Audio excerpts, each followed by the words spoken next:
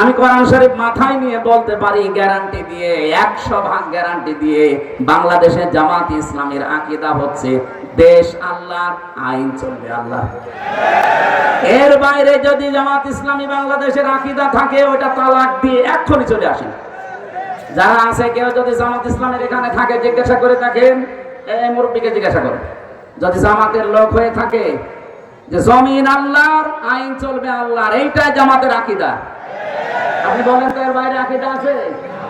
ওই রকম আকীদা আমরা যদি পোষণ করে থাকি যে জমিন আল্লাহর, আইন চলবে মানুষের, ওই রকম দলে লাঠি ঝাঁটা দিয়ে চলে আসে, কোনো দরকার নেই দরকার।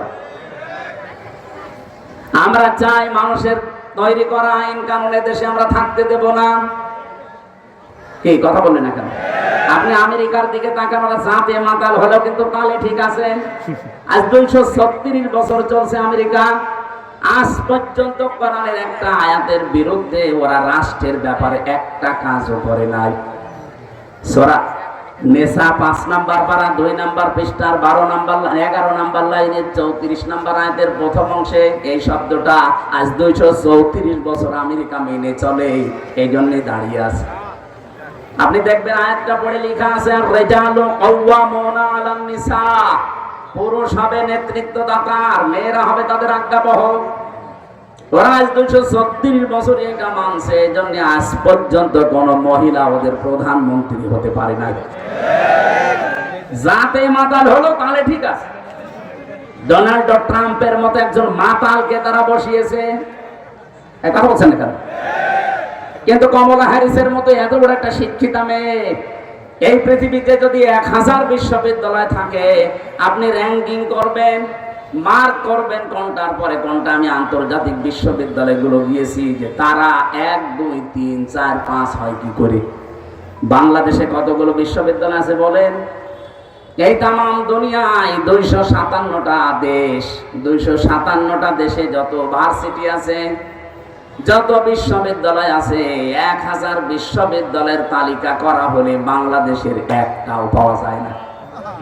মালয়েশিয়ায় কতগুলো আছে, মাত্র একটা পাওয়া গেছে। আমি চিন্তা করলাম যে মানুষগুলো কি করে, কি এরা র্যাঙ্কিং আমরা যেতে পারি না কেন? যতগুলো দেশে গেছি আমি, আগে যাই কোন ভার্সিটিতে, তাদের গবেষণাগারে, লাইব্রেরিতে, আগে দেখি যে এখানে কি হয়। ওই মানুষগুলো তাহলে কি পড়াশোনা, কি চিন্তা ভাবনা, কোন স্তরে আছে তারা। র্যাঙ্কিং এ 1000-এর ভেতরে আমরা নেই, র্যাঙ্কিং এ 3-এর ভেতরে 1 2 3-এর ভেতরে যেটা আছে এই তামাম দুনিয়ায়, তার ভেতরে কমলা হ্যারিসের পড়াশোনা। কোন জায়গায় কোন স্তরের মানুষ এই মহিলা, অথচ তারে আমেরিকা আজ পর্যন্ত দেখেন তারে জনপ্রিয় কন্যা মহিলা, কিন্তু প্রধানমন্ত্রী বানাতে রাজি না। ট্রাম্পের মতো একটা মাতালকে বানিয়ে রেখেছে থাক, কারণ ট্রাম্প হচ্ছে পুরুষ আর ওইটা মহিলা। নবীজির হাদিসে এদের পক্ষে একটা হাদিস এসেছে, বিশ্বনবী বলেন লা ইয়াফলিহা কওমুন আল্লাহু আমরহুম ইমরাতুন, বুখারী শরীফের হাদিস। ওই জাতি কখনো সফল হচ্ছে না, হবে না যেই জাতির নেতৃত্বে কোনো মহিলা বসে আছে। এই ষড়যন্ত্র ওরা আজ পর্যন্ত করে না, এই জন্য দাঁড়িয়ে গেছে। নিজেরা মানে না, কিন্তু আমাদের উপরে ষড়যন্ত্র 54 বছরে চাপিয়ে রেখেছে। এখনো অনেকে চেষ্টা চালাচ্ছে আবার চাপাবে। আমি ইঙ্গিত দিলাম, আপনি বুঝতে পেরেছেন কিনা জানি না, না পারলে এদিকে আসেন, কানের নিচে এমন জোরে 2টা দেব, সব বুঝতে পারবেন। হুজুর আমি বুঝি না।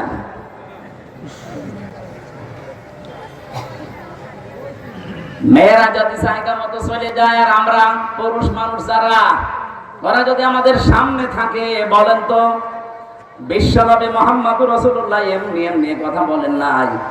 উনি কি বলতে পারতেন না যে আমার ইন্তেকালের পর আমার সবচাইতে আদরের মেয়ে ফাতেমা আমার চেয়ারে বসবে? কেউ নিষেধ করত? কেউ নিষেধ করত না। তা আপনি কোথায় পেয়েছেন এই ভণ্ডামি? এই যে আমরা আগামীতে চাই যারা আমাদের দায়িত্বে আসবে তারা যেন পুরুষ হয়। বলেন, শুধু পুরুষ মানুষ হলে হবে না, সৎ হওয়া লাগবে। বহু মানুষকে আমরা পুরুষই দেখতাম, কিন্তু লোকটা সৎ না। এই জন্য সালমান এফ রহমানের মতো দরবেশ ওর মাথার চুল থেকে পায়ের স্যান্ডেল পর্যন্ত পুরা সাদা, আমার মনে হয় ভেতরেও সাদা।